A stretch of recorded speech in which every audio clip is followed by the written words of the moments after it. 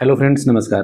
Friends, आज हम बात करेंगे सिल्वर के प्राइस के बारे में और सिल्वर के परफॉर्मेंस के बारे में और ओवरऑल डिटेल में सिल्वर का एनालिसिस करेंगे कि किस तरह से आप सिल्वर में इन्वेस्ट करें और अगर आपने ऑलरेडी इन्वेस्ट कर दिया है तो किस तरह से आप अपनी पोजीशन को रखें कि आने वाले टाइम में प्रॉफिटेबल हो और लॉन्ग टर्म में एक अच्छा एसेट्स क्रिएट कर पाए। दोस्तों, शुरू से करने से पहले अगर आपने चैनल को लाइक, सब्सक्राइब और शेयर नहीं किया है तो दोस्तों फटाफट कर दें, जिससे आपको लगातार अपडेट मिलता रहे।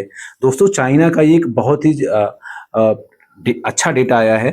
इनफैक्ट आप कह सकते हो कि वो सिल्वर के प्राइस में आने वाले टाइम में और ही एक कड़ी जोड़ देगा। सिल्वर का जो रिजर्व है चाइना के पास, वो 40% का डेफिसिट दिखा रहा है और चाइना ने अब ये डिसाइड कर लिया है कि वो किस कंट्री को सिल्वर एक्सपोर्ट करेगा और उस कंट्री को सिल्वर एक्सपोर्ट नहीं करेगा।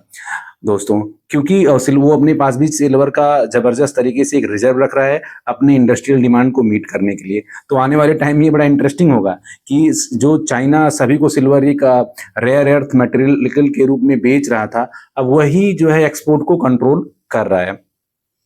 दोस्तों, डेटा के हिसाब से अगर देखा जाए तो सिल्वर का जो डिमांड है अभी वो 38 लाख मैट्रिक टन का पर ईयर है, लेकिन जो सप्लाई है वो 25 लाख मैट्रिक टन का है। तो आप देख सकते हो कि लगभग 13 लाख मैट्रिक टन का सिल्वर अभी डेफिसिट है सप्लाई के मामले में वर्ल्ड वाइड, और कुछ ही ऐसे कंट्री हैं जो इस चीज को कंट्रोल कर रहे हैं अभी फिलहाल। अब चाइना क्या कर रहा है, चाइना की जितनी सारी बड़ी कंपनी हैं वो अपने पास स्टॉक रिजर्व कर रहे हैं और अलग अलग देशों में भी सब लोग अपने पास स्टॉक रिजर्व कर रहे हैं कि इन आने वाले फ्यूचर टाइम में अगर उनको प्रोडक्शन बढ़ाना हो, चाहे जिस तरह की कंपनी हो, चाहे आपका एआई डेटा सेंटर हो, ईवी व्हीकल्स हो, सोलर पैनल हो, और जो मास यूज है इंडस्ट्री में सिल्वर का, ये सभी कंपनीज अपने पास 1 साल 2 साल का स्टॉक रखना शुरू कर रहे हैं दोस्तों। क्योंकि जो रिस्टॉक रख रहे हैं कि इन फ्यूचर अगर प्राइस और हाइक करे तो उस टाइम उनको मार्केट में जाकर के बाय ना करना पड़े, जिस वजह से भी प्राइस आने वाले टाइम में एस्केलेट हो सकता है। दोस्तों, अब आइए जानते हैं कि प्राइस का इम्पैक्ट कितना रह सकता है। दोस्तों, अभी आज के दिन में एमसीएक्स की साइट पे सिल्वर 2,05,000 के आसपास ट्रेड हो रहा है और डॉलर में अगर देखा जाए तो $66.15 के आसपास अभी करंट में सिल्वर ट्रेड हो रहा है दोस्तों। और आने वाले टाइम में जो डेटा कह रहा है, जो एनालिसिस कह रहा है, इजिली सिल्वर $75 तक जा सकता है।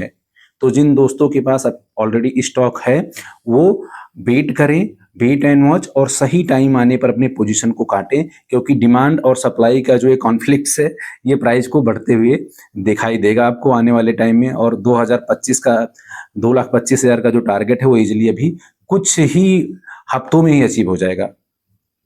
तो ये आने वाला टाइम बहुत ही इंटरेस्टिंग है, जो ये चाइना का पूरा प्रोसेस है सिल्वर के बारे में, और ये प्राइस का जो चल रहा है कॉन्फ्लिक्ट्स ये है। जो रिसेंटली 2-3 डेटा आए हैं वो भी बहुत सरप्राइजिंग है। जापान से जो रेट ऑफ इंटरेस्ट बढ़ाने का डेटा आया है वो भी सिल्वर को कहीं ना कहीं सपोर्ट करेगा। जापान में वापस आएगा सारा का सारा जो दूसरे कंट्री में इन्वेस्टेड पैसा है, तो जापान की ईएन बूस्ट होगा और डॉलर में कमजोरी देखी जाएगी, जिससे भी सिल्वर को सपोर्ट मिलेगा दोस्तों। तो आने वाले टाइम में ये 3-4 फैक्टर्स ऐसे हैं। चाइना का मूवमेंट आपको कंसीडर करना है, डॉलर का मूवमेंट आपको कंसीडर करना है, और ओवरऑल जियो पॉलिटिक्स को देखते हुए आपको अपने इन्वेस्टमेंट पे डिसीजन लेना है दोस्तों। अब आइए जानते हैं क्या करें। करना है, अगर आपके पास पोजीशन है और आप और भी इन्वेस्टमेंट बढ़ाना चाहते हैं तो ये बहुत अच्छा है। आप छोटे सिप के जरिए या छोटे अमाउंट में इन्वेस्ट अभी कर सकते हैं, क्योंकि लॉन्ग टर्म में सिल्वर का बहुत ही अच्छा प्रॉस्पेक्ट है इन्वेस्टमेंट के मामले में। और अगर आपने अपने पोर्टफोलियो में प्रॉफिट अच्छा खासा दिख रहा है 40 से 50% का या उससे अबव का, तो आप उसमें प्रॉफिट की बुकिंग करके री एंट्री भी कर सकते हो। लेकिन आपको उस मोमेंट का इंतजार करना पड़ेगा जिस टाइम सिल्वर का 2 से 3% का डिप आता है, उस टाइम पे आप फिर से री एंट्री कर सकते हो दोस्तों। तो इन सभी बातों का आप ध्यान रखें और बारीकी से वॉच करें और अपने इन्वेस्टमेंट को एंजॉय करें दोस्तों। मिलते हैं फिर एक नए एपिसोड में। Thank you so much.